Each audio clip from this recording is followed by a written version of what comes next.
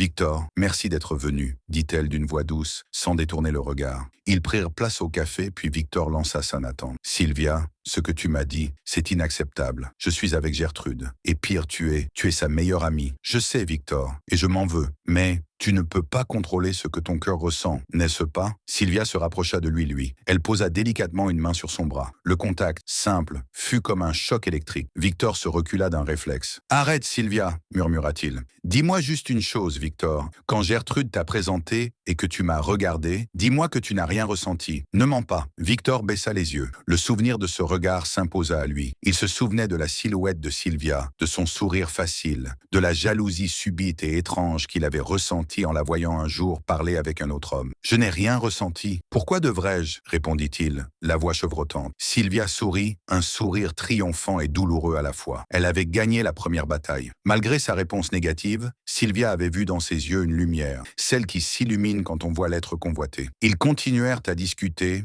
et pendant la conversation, Victor sentit de l'attirance vers elle. « Je dois me sauver, dit-il brusquement. « D'accord, répondit Sylvia. « On s'écrit » demanda-t-elle. « Oui, répondit-il sans réfléchir. Cette réponse confirma une chose à Sylvia. Elle l'avait déjà eue. Les jours suivants furent une torture pour Victor. Sylvia redoublait de messages, de regards, de gestes subtils. Elle jouait la carte de l'amie brisée, malheureuse, amoureuse malgré elle. « Je manque d'appétit, je n'arrive plus à dormir. Tout ça à cause de toi, Victor. Je t'aime tellement. » Victor sentait sa résistance s'effriter. Son engagement envers Gertrude, qu'il croyait inébranlable, s'écroulait face à l'intensité de l'interdit. Et une chose se révéla au fond de sa personne qu'il refusait toujours d'admettre. « Mais comment est-ce possible ?» pensa-t-il. Un soir de pluie, alors que Gertrude était absente pour une visite chez ses parents, Sylvia sonna à sa porte. Elle était trempée, les yeux brillants. Victor lui ouvrit. « Sylvia ? » « Qu'est-ce que tu fais là ?» demanda Victor, paniqué. « J'étais de passage. Il pleuvait et je voudrais m'abriter chez vous. » Elle entra sans y être invitée, ses vêtements mouillés la rendant étrangement vulnérable. Elle s'approcha de lui, le cœur battant. « Gertrude ?» demanda-t-elle, feignant de ne pas savoir si elle était là. « Elle est sortie !» répondit Victor, tétanisé. Elle posa ses mains sur les joues de Victor. Son expression n'était plus celle de l'ami qui testait. C'était celle d'une femme réellement amoureuse, déchirée par sa propre trahison. Elle se surprit à dire malgré elle, « Victor, je t'aime. Je sais que c'est mal. Je sais que je trahis Gertrude. Mais je ne peux pas. Je ne peux plus faire semblant. » Victor regarda ses yeux implorants. Il réalisa, avec un effroi mêlé d'excitation, qu'elle était sincère. Il ferma les yeux, vaincu par la passion interdite, par cette vérité soudaine. Il était tombé, ses mains agrippant la taille de Sylvia. « Je